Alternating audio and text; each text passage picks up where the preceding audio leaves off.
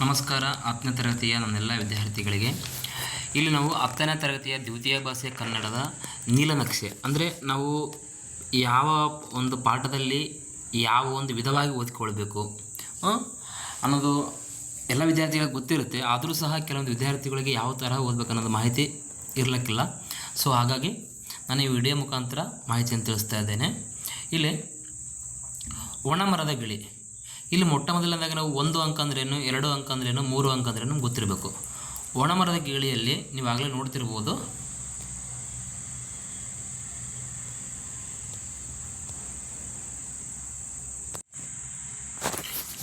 ನೀವು ಈಗಾಗಲೇ.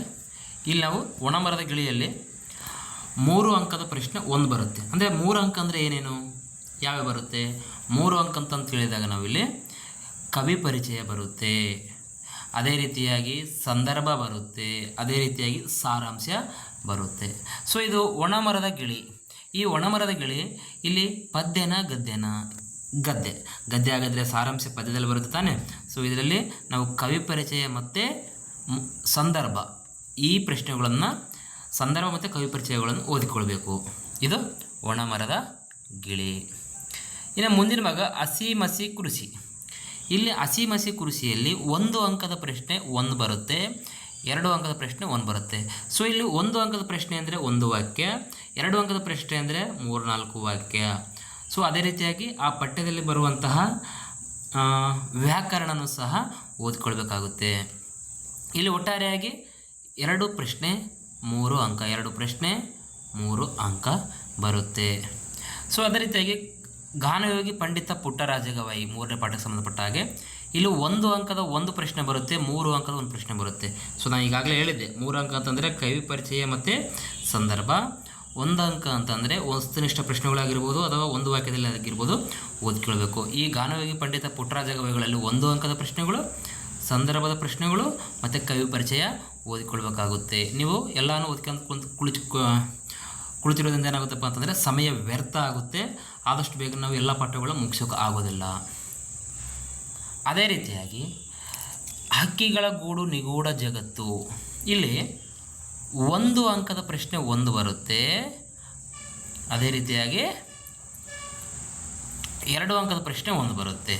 ಸೊ ನೋಡಿ, ಇಲ್ಲಿ 3 ಅಂಕದ ಪ್ರಶ್ನೆ ಇಲ್ಲ, ಅಂದರೆ ಸಂದರ್ಭ ಬರಲ್ಲ, ಕವಿ ಪರಿಚಯನೂ ಬರಲ್ಲ, 3-4 ವಾಕ್ಯ ಮತ್ತು 1 ವಾಕ್ಯ ಓದ್ಕೊಳ್ಬೇಕಾಗುತ್ತೆ. ಒಟ್ಟಾರೆಯಾಗಿ 2 ಪ್ರಶ್ನೆ 3 ಅಂಕ, 2 ಪ್ರಶ್ನೆ 3 ಅಂಕಗಳು ಬರುತ್ತೆ. ಹಕ್ಕಿಗಳ ಗೂಡು ನಿಗೂಢ ಜಗತ್ತು. ನೆಕ್ಸ್ಟ್ ಕಾಪಿ ಕಪ್ಪು 3 ಅಂಕದ ಪ್ರಶ್ನೆ 1 ಬರುತ್ತೆ, 3 ಅಂಕದ ಪ್ರಶ್ನೆ 1 ಬರುತ್ತೆ, ಅಂದರೆ 1 ಪ್ರಶ್ನೆ 3 ಅಂಕ. ಸೊ ನೋಡಿ, ಇಲ್ಲಿ ಕಾಪಿ ಕಪ್ಪಲ್ಲಿ 1 ವಾಕ್ಯ 3-4 ವಾಕ್ಯ ಬರೋಂಗಿಲ್ಲ.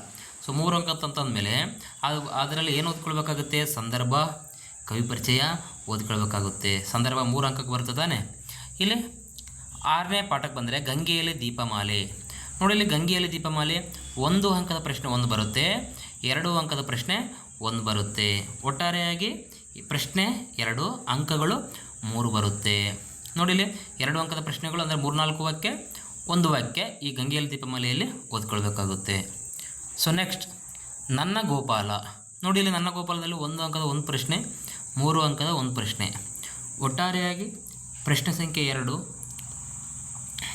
ಪ್ರಶ್ನೆಗಳು 2 ಬರುತ್ತೆ, ಅಂಕಗಳು 4 ಬರುತ್ತೆ. 3 ಅಂಕದ 1 ಪ್ರಶ್ನೆ. ನೋಡಿ, 3 ಅಂಕ ಅಂತ ಬಂದಮೇಲೆ ಅದರಲ್ಲಿ ಕವಿ ಪರಿಚಯನೂ ಓದಿಕೊಳ್ಬೇಕಾಗುತ್ತೆ ಮತ್ತು ಸಂದರ್ಭನೂ ಓದಿಕೊಳ್ಬೇಕಾಗುತ್ತೆ. ಕವಿ ಪರಿಚಯ ಮತ್ತು ಸಂದರ್ಭ, ಕವಿ ಪರಿಚಯ ಮತ್ತು ಸಂದರ್ಭ ಓದಿಕೊಳ್ಬೇಕಾಗುತ್ತೆ. ಇಲ್ಲಿ ಕೊನೆಯ ಪಾಠ ಸೌಜನ್ಯದಲ್ಲಿ ನೋಡಿ, 1 ಅಂಕದ ಪ್ರಶ್ನೆ ಬರುತ್ತೆ, 2 ಅಂಕದ ಪ್ರಶ್ನೆ ಬರುತ್ತೆ. ಒಟ್ಟಾರೆಯಾಗಿ 2 ಪ್ರಶ್ನೆ 3 ಅಂಕ. ಇಲ್ಲಿ 3-4 ವಾಕ್ಯ ಓದಿಕೊಳ್ಬೇಕಾಗುತ್ತೆ, 1 ವಾಕ್ಯನೂ ಓದಿಕೊಳ್ಬೇಕಾಗುತ್ತೆ. ಅದೇ ರೀತಿಯಾಗಿ ಆ ಪಾಠದಲ್ಲಿ ಬರುವಂತಹ ಎಲ್ಲ ಭಾಷೆ ಅಭ್ಯಾಸದಲ್ಲಿ ವ್ಯಾಕರಣ ಇರುತ್ತಲ್ಲ, ಅದು ಮಾತ್ರ ಕಂಪಲ್ಸರಿ ಮಸ್ಟ್ ಓದ್ಕೊಳ್ಬೇಕಾಗುತ್ತೆ. ಇನ್ನು ಪದ್ಯ ವಿಷಯಕ್ಕೆ ಬರೋದಾದರೆ ನೋಡಿ, ಮೊಟ್ಟ ಮೊದಲನೇ ಪದ್ಯ ಯಾವುದಪ್ಪ ಅಂತಂದರೆ ಬೋಧಿ ವೃಕ್ಷದ ಹಾಡು. ಯಾವುದು? ಬೋಧಿ ವೃಕ್ಷದ ಹಾಡು. ನೋಡು, ಬೋಧಿ ವೃಕ್ಷದ ಹಾಡರಲ್ಲಿ 4 ಅಂಕದ 1 ಪ್ರಶ್ನೆ ಬರುತ್ತೆ. ಬೋಧಿ ವೃಕ್ಷದ ಹಾಡಿನಲ್ಲಿ ಅಂದರೆ 4 ಅಂಕದ ಪ್ರಶ್ನೆ ನೋಡ್ತಿರ್ಬೋದು ನೀವು.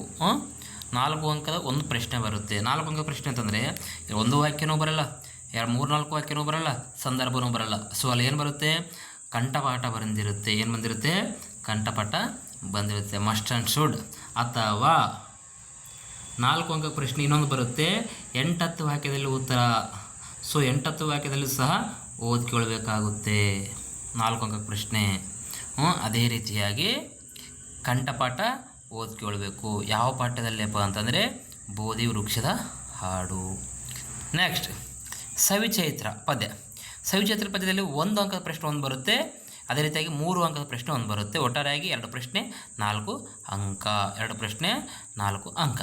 ನೋಡಿಲಿ, 2 ಪ್ರಶ್ನೆ 4 ಅಂಕ ಅಂತಂದರೆ ಒಂದು ವಾಕ್ಯದಲ್ಲಿ ಎಲ್ಲ ಪ್ರಶ್ನೆಗಳು ಓದ್ಕೊಳ್ಬೇಕಾಗುತ್ತೆ. ಇನ್ನು 3 ಅಂಕದ ಪ್ರಶ್ನೆ ಒಂದಿದೆ. ಸೊ ಅದರಲ್ಲಿ ಸಾರಾಂಶ ಬೇಕಾದರೂ ಬರ್ಬೋದು, ಸಂದರ್ಭ ಬೇಕಾದರೂ ಬರ್ಬೋದು, ಅಥವಾ ಕವಿ ಪರಿಚಯ ಬೇಕಾದರೂ ಬರ್ಬೋದು. ಇದು ಸವಿಚೈತ್ರ ಪದ್ಯದಲ್ಲಿ ಒಟ್ಟಾರೆಯಾಗಿ 2 ಪ್ರಶ್ನೆ 4 ಅಂಕ. ಇನ್ನು ಮುಂದಿನ ಭಾಗಕ್ಕೆ ಬಂದರೆ ಸದ್ದು ಮಾಡದಿರು. ನೋಡಿ, ಇಲ್ಲಿ ಸದ್ದು ಮಾಡದಿರಲ್ಲಿ 1 ಅಂಕದ ಪ್ರಶ್ನೆ ಒಂದಿದೆ, ಅದೇ ರೀತಿಯಾಗಿ 3 ಅಂಕದ ಪ್ರಶ್ನೆ ಒಂದಿದೆ. ಒಟ್ಟಾರೆ